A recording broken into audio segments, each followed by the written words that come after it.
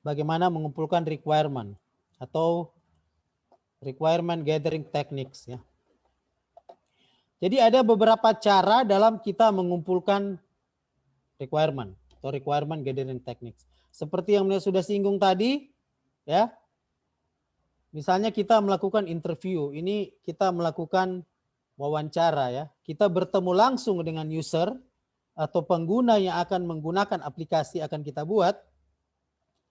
Ya, kemudian kita wawancara mereka gitu ya. Ya. Ini most commonly used technique, biasanya wawancara itu adalah teknik yang paling sering digunakan ya. Paling sering digunakan. Nah, harus ada langkah-langkah ya persiapan kita dalam kita menyiapkan wawancara yang baik ya. Jangan tidak ada persiapan langsung ya. Jadi harus memilih dulu ya siapa yang akan kita wawancara. Ya. Tidak sembarangan orang tentu ya.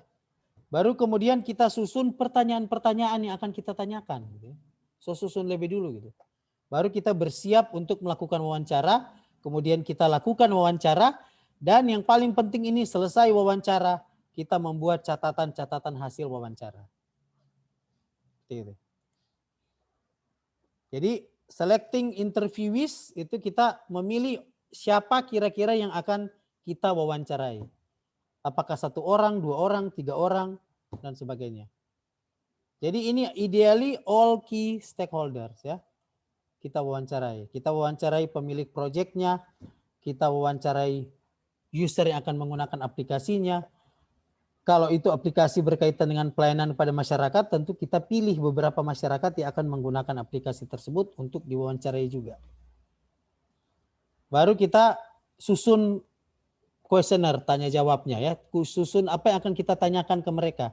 Ada pertanyaan yang close-ended question, ada pertanyaan yang open-ended, ada yang probing ya. Close-ended itu berarti jawabannya ya atau tidak ya. Seperti itu. Open-ended itu kita minta penjelasan sehingga dia akan menjawab dengan penjelasan juga. Ya, ini contoh kita susun pertanyaan-pertanyaan yang akan kita tanyakan itu harus ada aturannya ya. Kita mulai dari hal yang top down atau bottom up terserah ya. Seperti itu. Nah, jadi jangan lupa pada saat melakukan wawancara itu kalau user tidak keberatan direkam itu karena kadang-kadang kita seringkali lupa kan dan tidak melakukan catatan gitu. Seperti itu. Jadi jangan lupa untuk memperhatikan ya body language ya. Yang orang so pasti ini masih wawancara-wawancara terus ya, ada waktunya. Mungkin baku seri dulu sadiki ya, seperti itu. Nah, yang paling penting ini sesudah kita melakukan wawancara ini kita siapkan catatan notes hasil dari kita wawancara tersebut ya. Tentu saja kita highlight poin-poin yang berkaitan dengan pengembangan aplikasi. Nah, ini adalah contoh FGD ya. Selain kita melakukan interview, kita juga bisa melakukan FGD. FGD yang baik kalau Anda lihat ya seperti ini ya. Pada satu meja di mana semua peserta saling berhadapan. Di depan itu ada media untuk kita menyampaikan apa yang kita sedang bicarakan. Ini cara yang paling efektif ya. Jika semua stakeholder bisa hadir ya. Harus komitmen hadir di satu tempat ya. Kalau sekarang ini sudah digantikan dengan model JAD daring ya. FGD daring itu juga ada dilakukan ya. Nah, selain itu kita juga bisa menyebarkan kuesioner. Kalau misalnya kita tidak bisa berjumpa dengan user atau pengguna, kita sebarkan kuesioner.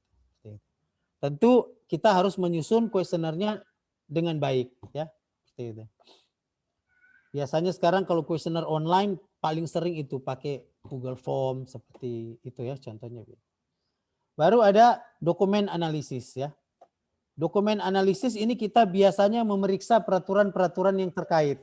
Ya. Contoh waktu Menir kemarin membuat sistem informasi Musrembang dan membuat sistem informasi Samsat, ya, Provinsi Sulawesi Utara, Samsat itu yang bayar-bayar pajak kendaraan bermotor. Itu kita belajar peraturan undang-undangan yang terkait dengan itu. Tidak bisa sembarangan. Itu yang dimaksud dengan dokumen analisis. Karena dalam pemerintahan ini kita harus lihat tupoksinya. Tupoksi itu diatur oleh undang-undang. Ya, tidak bisa sembarangan. Itu yang dinamakan dokumen analisis. Ya. kita melihat form, reports, policy manuals, organization charts ya. Baru kita lihat informal system ya. Kalau misalnya mereka sudah membuat sebelumnya ada pekerjaan-pekerjaan yang dilakukan secara manual, kita lihat form-form hasil cetakan itu, hasil print out-nya. Model seperti apa. Karena biasanya itu juga yang akan kita tampilkan di online, di aplikasi. Itu yang dimaksud dengan document analysis.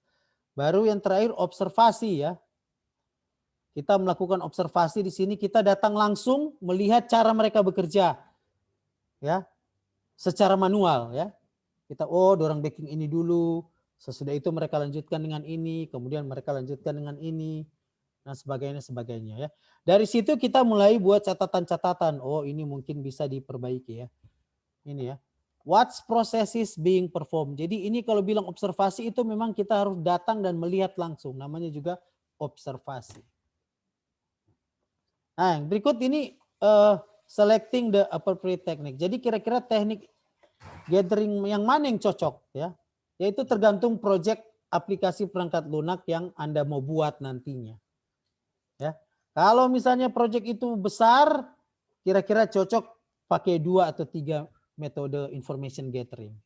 Kalau tapi proyeknya kecil, seperti tugas proyek kelompok Anda ini kan hanya kecil aja. Tentu silakan gunakan satu saja. Apakah wawancara atau kuesioner ya.